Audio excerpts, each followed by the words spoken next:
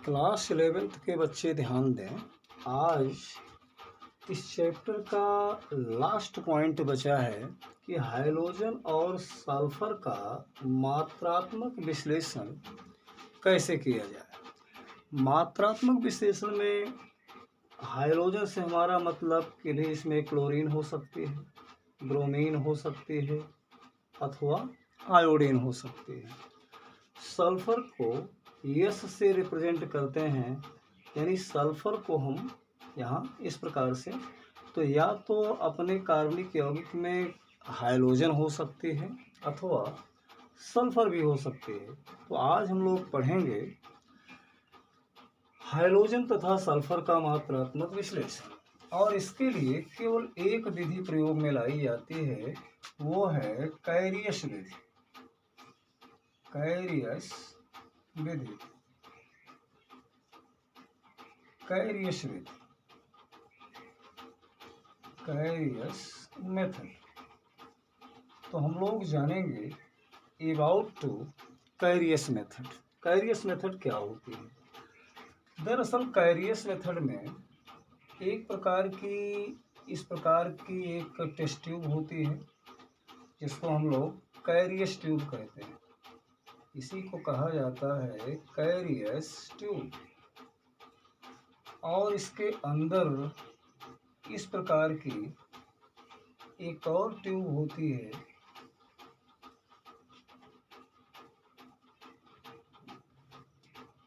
जो कि iron tube होती है, आयरन ट्यूब। तो आयरन ट्यूब जो है वो रखी जाती है कैरियस ट्यूब के अंदर। अब इसमें एक छोटी सी इग्निशन ट्यूब यहाँ पर और रख ली जाती है, और इस इग्निशन ट्यूब के अंदर जो भी कार्बनिक यौगिक होगा, ऑर्गेनिक कंपाउंड, वो यहाँ रखा जाएगा। यानी वो ऑर्गेनिक कंपाउंड यहाँ रखा जाएगा जिसके अंदर या तो हाइड्रोजन होगा या फिर सल्फर होगा। इस प्रकार से इसमें और भी चीज़ें इसमें रखी जाएंगी। सांद्र या सधूम कह लीजिए, सधूम HNO3 नाइट्रिक एसिड। अगर इसमें हम हाइड्रोजन का मात्रात्मक विश्लेषण कर रहे हैं तो फिर इसमें हमको और एक चीज़ लेना पड़ेगा, वो होगा सिल्वर नाइट्रेट, AgNO3। यानी हम ऑर्गेनिक कंपाउंड को यहाँ पर हीट करेंगे, और हीट करने का मतलब हुआ कि इसको आप इस प्रकार से सराउंड कर दें, जो कि सिंबल होता है फर्नेस का। यानी एक फर्नेस के अंदर ये सब चीज़ें रखी गई हैं। फर्नेस से हमारा मतलब भट्ठी के अंदर। इस प्रकार से जाहिर सी बात है कि ये आप तब करेंगे जब हाइड्रोजन आपके ऑर्गेनिक कंपाउंड में होगा, तब सिल्वर नाइट्रेट का प्रयोग। अगर मान लीजिए सल्फर यहाँ मौजूद है तो फिर यहाँ सिल्वर नाइट्रेट न लेकर के आप इसमें बेरियम क्लोराइड का विलयन लेंगे, और बेरियम क्लोराइड का विलयन लिया जाएगा, लेकिन ऐसा सल्फर होने की कंडीशन में होगा। तो इस प्रकार से सबसे पहले हम लोग, चूँकि हेडिंग है हाइड्रोजन तथा सल्फर का मात्रात्मक विश्लेषण, सबसे पहले हम हाइड्रोजन का मात्रात्मक विश्लेषण करें। और इसके लिए इस कैरियस विधि का जो सिद्धांत है, वो सिद्धांत ये कहता है कि हाइड्रोजन युक्त जितने कार्बनिक यौगिक हैं, हाइड्रोजन युक्त कार्बनिक यौगिक जितने भी हैं, वे सांद्र HNO3, सांद्र HNO3 के प्रभाव में अगर वे गर्म किए जाते हैं तो इसमें हाइड्रोजन अम्ल मिल जाती है। हाइड्रोजन अम्ल से हमारा मतलब कि ये एक हाइड्रोजन अम्ल है, हाइड्रोजन अम्ल है, जहाँ की X का मतलब होता है क्लोरीन हो सकती है, Br हो सकता है, या फिर I हो सकती है। हाइड्रोजन अम्ल मिली, तो जब ये हाइड्रोजन अम्ल मिल जाए, मान लीजिए कि इसमें हमें क्लोरीन का मात्रात्मक विश्लेषण करना है, तो एक्स की जगह पर क्या होगा, क्लोरीन होगी। तो इसको जब सिल्वर नाइट्रेट के साथ आगे हीट किया जाएगा तो फिर यहाँ पर AgCl का सफ़ेद अवक्षेप प्राप्त हो जाएगा, सफ़ेद अवक्षेप प्राप्त हो जाएगा। और साथ में इधर बन गया HNO3 यानी नाइट्रिक अम्ल रीजनरेट हो गए। अब यहाँ पर मुझे अगर AgCl का सफ़ेद अवक्षेप मिला तो हम समझ जाएंगे कि हमारे कार्बनिक यौगिक में क्लोरीन उपस्थित है। लेकिन अगर X की जगह पर Br हाइड्रोजन अम्ल में मिला तो इसका मतलब कोई HBr होगा। HBr पर जब सिल्वर नाइट्रेट की क्रिया कराई जाएगी तो ये AgBr बनेगा, सिल्वर ब्रोमाइड का हल्का पीला अवक्षेप होता है, हल्का पीला अवक्षेप। इसे देख करके हम लोग जान जाएंगे कि अपने कार्बनिक यौगिक में ब्रोमीन उपस्थित है। अब प्लस इधर आगे HNO3 रीजनरेट हो जाएगा। इसी प्रकार अगर हमें X की जगह पर I रखना हो यानी HX प्राप्त हो रही तो X की जगह पर I है, तो अगर HI मिल गई हाइड्रोआयोडिक अम्ल तो ये सिल्वर नाइट्रेट से क्रिया के द्वारा AgI बना लेगी और प्लस यहाँ से HNO3 रीजनरेट हो जाएगा। इसका पीला अवक्षेप होता है, गहरा पीला अवक्षेप होगा, इसका पीला अवक्षेप। तो इस प्रकार से हमारे कार्बनिक यौगिक में यदि क्लोरीन उपस्थित है तो AgCl का सफ़ेद अवक्षेप बनेगा, यदि ब्रोमीन उपस्थित है तो सिल्वर ब्रोमाइड का हल्का पीला अवक्षेप बनेगा, और अगर आयोडीन उपस्थित है कार्बनिक यौगिक में तो सिल्वर आयोडाइड का पीला अवक्षेप प्राप्त होगा। अब क्या करें, हम इन अवक्षेपों को आसुत जल में धोकर सुखाकर तौल लेते हैं। इसका एक कुछ न कुछ अमाउंट होगा, कुछ भार होगा, लेकिन जो ऑर्गेनिक कंपाउंड लिया गया है उसका भी भार क्या होना चाहिए, 12 ग्राम है। इस प्रकार का ये सिस्टम होगा इसमें। लेकिन अगर मान लीजिए कि हमारे कार्बनिक यौगिक में उपस्थित है सल्फर, तो फिर इसका मतलब हम सिल्वर नाइट्रेट न लेकर के क्या ले लेंगे, बेरियम क्लोराइड।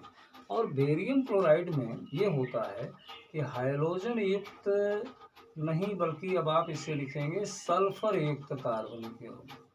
तो सल्फर युक्त अगर कार्बनिक यौगिक है, सांद्र नाइट्रिक अम्ल के प्रभाव में जब आया तो नाइट्रिक अम्ल एक ऑक्सीकारक है जो सल्फर को क्या कर देगी, ऑक्सीकृत कर देगी। और ऑक्सीकृत अगर करेगी तो यहाँ पर कंफर्म हो जाएगा कि ये बन जाएगा बेरियम सल्फेट, नहीं यहाँ पर बन जाएगा ये आपका H2SO4 सल्फ्यूरिक अम्ल बन जाएगी। H2SO4 बने क्योंकि कार्बनिक यौगिक में सल्फर मौजूद है, और नाइट्रिक अम्ल क्या करेगी, ऑक्सीकारक होने के कारण ऑक्सीजन की सप्लाई करेगी, तो ये बन जाएगी सल्फ्यूरिक अम्ल।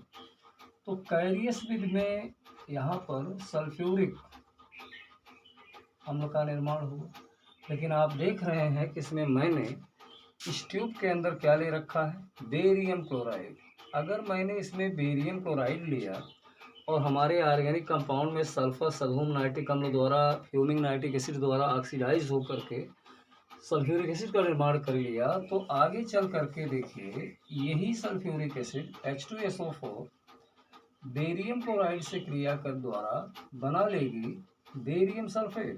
बेरियम सल्फेट का सफ़ेद अवक्षेप होता है, वाइट प्रेसिपिटेट ये भी होगा। इस प्रकार से यहाँ बन जाएगा 2HCl। तो अब जो ये अवक्षेप मिला बेरियम सल्फेट का जो सफ़ेद अवक्षेप मिला, ये सफ़ेद अवक्षेप मान लीजिए कि 1 ग्राम है। मान लिया जाए कि यह कितना प्राप्त हुआ, 1 ग्राम, क्योंकि इस सफ़ेद अवक्षेप को हम आसुत जल में धोकर सुखाएंगे, तौल लेंगे, और माना कि वो कितना मिला, 1 ग्राम मिला। लेकिन अगर हम यहाँ देखें तो बेरियम सल्फेट में सल्फर की मात्रा देखा जाए तो यहाँ बेरियम सल्फेट का 233 ग्राम होता है, 233 ग्राम, क्योंकि बेरियम का परमाणु भार, सल्फर का परमाणु भार और ऑक्सीजन के 4 परमाणुओं का अगर परमाणु भार जोड़ लिया जाए तो 233 ग्राम होता है। 233 ग्राम में सल्फर की मात्रा कितनी होगी, 32 ग्राम। ये फार्मूले से कैलकुलेट हुआ। तो आपके ए ग्राम में कितना होगा, क्योंकि बेरियम सल्फेट तो यहाँ ए ग्राम प्राप्त हुआ, तो ए ग्राम में कितना होगा, ए ग्राम में अगर सल्फर की मात्रा देखी जाए तो 32/233 गुणे ए ग्राम हुई। लेकिन आपका ऑर्गेनिक कंपाउंड कितना ग्राम है, डब्लू ग्राम। तो डब्लू ग्राम कार्बनिक यौगिक, डब्लू ग्राम कार्बनिक यौगिक में सल्फर की मात्रा कितनी होनी चाहिए, सल्फर की मात्रा हो जाएगी 32/233 गुणे ए ग्राम। अब अगर मान लीजिए हम 100 ग्राम में निकालें 100 ग्राम में, तो 100 ग्राम कार्बनिक यौगिक में जो सल्फर की मात्रा होगी दरअसल वही सल्फर की प्रतिशत मात्रा होगी। तो यहाँ पर कैलकुलेशन में आ जाएगा आपका सल्फर की प्रतिशत मात्रा जो निकली वो यहाँ पर 32/233 गुणे ए। अब ए क्या है, ए का मतलब बेरियम सल्फेट का भार, बेरियम सल्फेट का भार ग्राम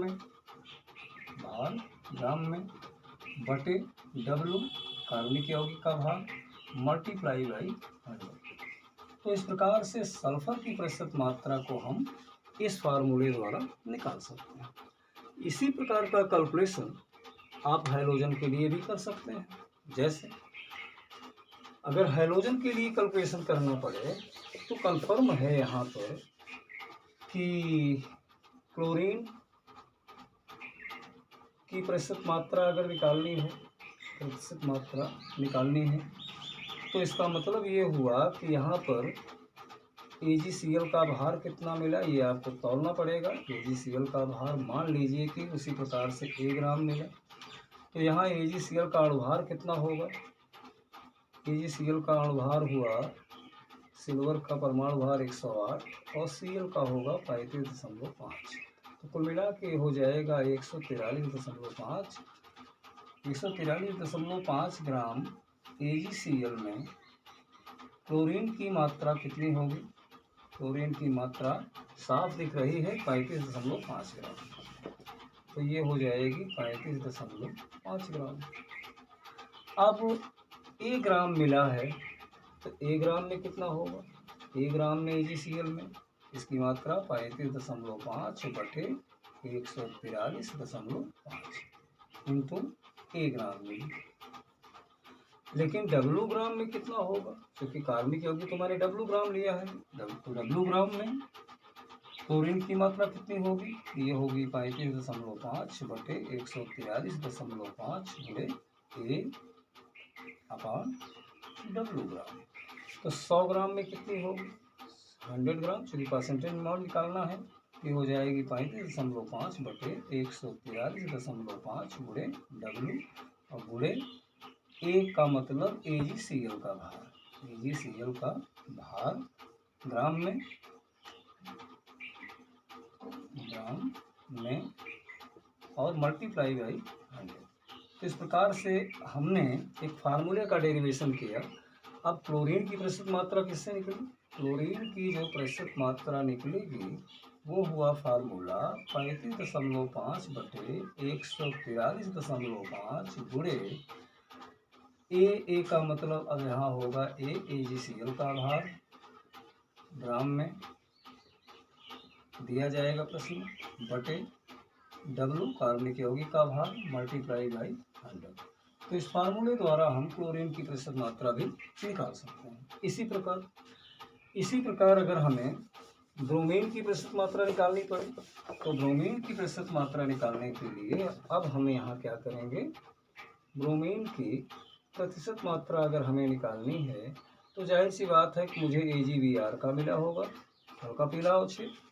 अब AgBr का अणुभार कितना होता है, Ag का 108 और ब्रोमीन का 80, यानी कुल मिला करके 188 हुआ। लिखेंगे कि 188 ग्राम AgBr में ब्रोमीन की मात्रा कितनी है, ब्रोमीन की मात्रा होगी परमाणु भार के बराबर यानी 80 ग्राम। तो 1 ग्राम AgVr मिला है, तो 1 ग्राम में कितनी होगी?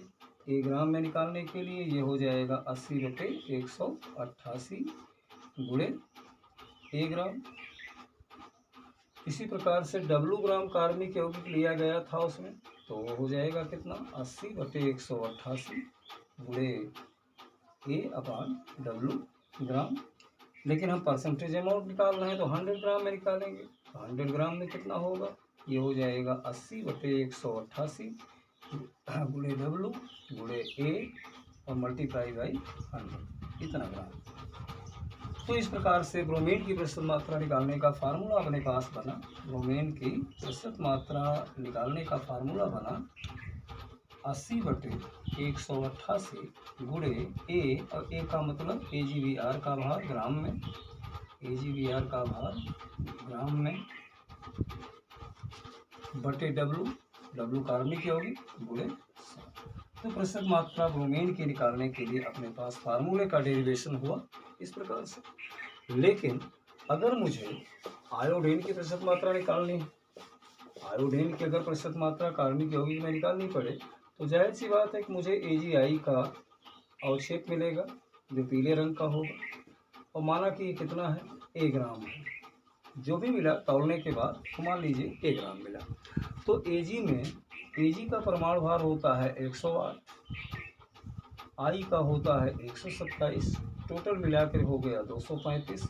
तो अब आप बता सकते हैं कि 235 ग्राम AgI में I की मात्रा कितनी है? I की मात्रा है 127 ग्राम। तो कुल मिलाकर के अपने पास 1 ग्राम मिला है, 1 ग्राम में कितना होगा? 127/235 गुणे 1 ग्राम है।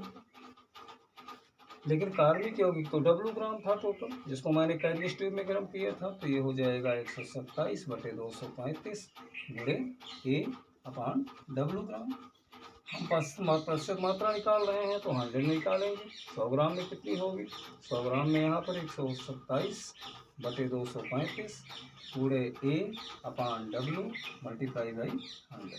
तो इस प्रकार से हम प्रतिशत मात्रा आयोडीन की निकाल लेंगे। तो यहाँ फार्मूला बन गया आयोडीन की प्रतिशत मात्रा निकालने के लिए फार्मूला मिला 127/235 गुणे A। अब A का मतलब AgI का भार ग्राम में, AgI का भार किसमें होगा? ग्राम में होगा, बटे W कार्बनिक यौगिक का भार मल्टीप्लाई बाई 100। तो इस फार्मूले को याद करना अति आवश्यक होगा। सल्फर की प्रतिशत मात्रा निकालनी हो तो आप इस फार्मूले का प्रयोग करें। क्लोरीन की प्रतिशत मात्रा के लिए ये फार्मूला, ब्रोमीन की प्रतिशत मात्रा के लिए ये फार्मूला, और I की प्रतिशत मात्रा के लिए ये फार्मूला। अब आइए देखिए कि इन फार्मूले का प्रयोग हम न्यूमेरिकल में कैसे करते हैं। न्यूमेरिकल बहुत इम्पोर्टेंट होता है। इसमें जो भी न्यूमेरिकल आते हैं, अगर फार्मूला बेस्ड न्यूमेरिकल हैं और फार्मूला आपके पास अगर नहीं है तो फिर न्यूमेरिकल नहीं लग सकता। जैसे 0.32 ग्राम सल्फर युक्त कार्बनिक यौगिक, सल्फर युक्त कार्बनिक यौगिक को BaCl2 के साथ गर्म करने पर 0.932 ग्राम बेरियम सल्फेट प्राप्त हुआ। यौगिक में सल्फर की प्रतिशत मात्रा क्या होगी? अगर ये न्यूमेरिकल इस प्रकार से पूछा जाए तो इसमें सीधी सी बात, सल्फर की प्रतिशत मात्रा पूछ रहा है तो हम सीधा फार्मूला लगा देंगे। सल्फर की प्रतिशत मात्रा बराबर 32/235 गुणे बेरियम सल्फेट का भार 0.932 अपान कार्बनिक यौगिक का भार 0.32 मल्टीप्लाई बाई 100, तो आ जाएगा यहाँ से 40%। इस प्रकार से आंसर दिया जा सकता है। अगर इस प्रकार का कोई भी क्वेश्चन पूछा जाएगा तो उसका आंसर आप तुरंत फार्मूला का प्रयोग करके दे सकते हैं। इसी प्रकार अगर मुझे क्लोरीन की प्रतिशत मात्रा पूछा जाए तो क्लोरीन की प्रतिशत मात्रा के लिए न्यूमेरिकल आपका चेंज होगा। मान लीजिए कि यहाँ पर इस प्रकार का कोई क्वेश्चन दे दिया जाए, क्वेश्चन कि 0.355 ग्राम क्लोरीन युक्त कार्बनिक यौगिक को सधोम HNO3 तथा सिल्वर नाइट्रेट के साथ गर्म करने पर 0.287 ग्राम AgCl प्राप्त हुआ। तो करा यौगिक में क्लोरीन की प्रतिशत मात्रा ज्ञात कीजिए। प्रश्न ऐसा भी आ सकता है, ज्ञात कीजिए। अगर इस प्रकार से प्रश्न आया तो सीधी सी बात हम फार्मूला लगाएंगे, क्लोरीन की प्रतिशत मात्रा बराबर 35.5 फार्मूले में है। और सीधी सी बात अगर हम वैल्यू पुट कर दें तो AgCl का भार दे रखा है उसने कितना, 0.287। या आप इसका 0.287 यहाँ लिख दें। कार्बनिक यौगिक का भार कितना दिया है, 0.355 ग्राम। और सीधा सीधा फार्मूले में वैल्यू पुट करने के बाद आंसर आ जाएगा आपका, यहाँ पर आंसर आ गया कितना, क्लोरीन की प्रतिशत मात्रा 20% करेक्ट आंसर कैलकुलेशन के द्वारा आप निकाल सकते हैं। लेकिन अगर मान लीजिए मुझे ब्रोमीन की प्रतिशत मात्रा निकालनी पड़े तो क्वेश्चन चेंज हो जाएगा। मान लीजिए क्वेश्चन में ऐसा दे दिया इस प्रकार से, अगर क्वेश्चन आया कि ब्रोमीन युक्त कार्बनिक यौगिक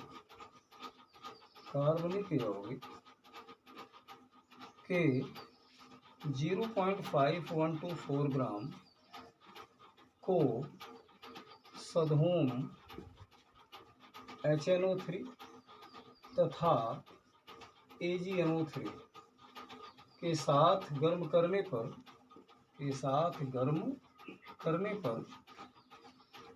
0.5264 ग्राम AgBr प्राप्त हुआ। यौगिक में ब्रोमीन की प्रतिशत मात्रा ज्ञात कीजिए।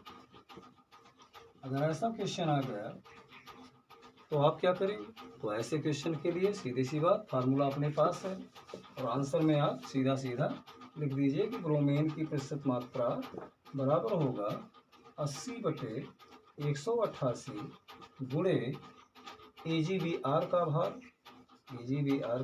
भार बटे यौगिक का भार यानी W गुणे 100। ये फार्मूला पुट कर दीजिए, ये हो जाएगा 80/188 गुणे AgBr का भार कितना दिया है 0.5264, यौगिक का भार कितना है 0.5124। इसको सॉल्व करके देखा गया तो ये आया 43.72%। कैलकुलेशन के बाद अपने आप क्लियर हो जाएगा, कैलकुलेशन करके देख लेना चाहिए। अब अगर मान लीजिए आयोडीन की प्रतिशत मात्रा पूछी जाए तो आयोडीन की प्रतिशत मात्रा के लिए फिर इसका मतलब क्वेश्चन चेंज हुआ। यहाँ पर आप सीधा लिखेंगे कि 0.156 ग्राम क्लोरीन युक्त, अब क्लोरीन युक्त नहीं होगा बल्कि आयोडीन युक्त होगा। आयोडीन होनी चाहिए। आयोडीन युक्त कार्बनिक यौगिक को सधोम नाइट्रिक के साथ गर्म करने पर 0.235 ग्राम AgI प्राप्त हुआ, सिल्वर आयोडाइड प्राप्त हुआ। यौगिक में अब पूछ रहा है आयोडीन की प्रतिशत मात्रा, तो अपने पास फार्मूला है और फार्मूले में हम लोग क्या करेंगे, वैल्यू पुट कर देंगे। तो आंसर आपको अगर इस क्वेश्चन का चाहिए तो आयोडीन की प्रतिशत मात्रा बराबर हो जाएगा 127 बटे 235 गुणे AgI का भार ग्राम में दिया गया है प्रश्न में, अपान यौगिक का भार ग्राम में गुणे 100। ये फार्मूला पुट कर दीजिए।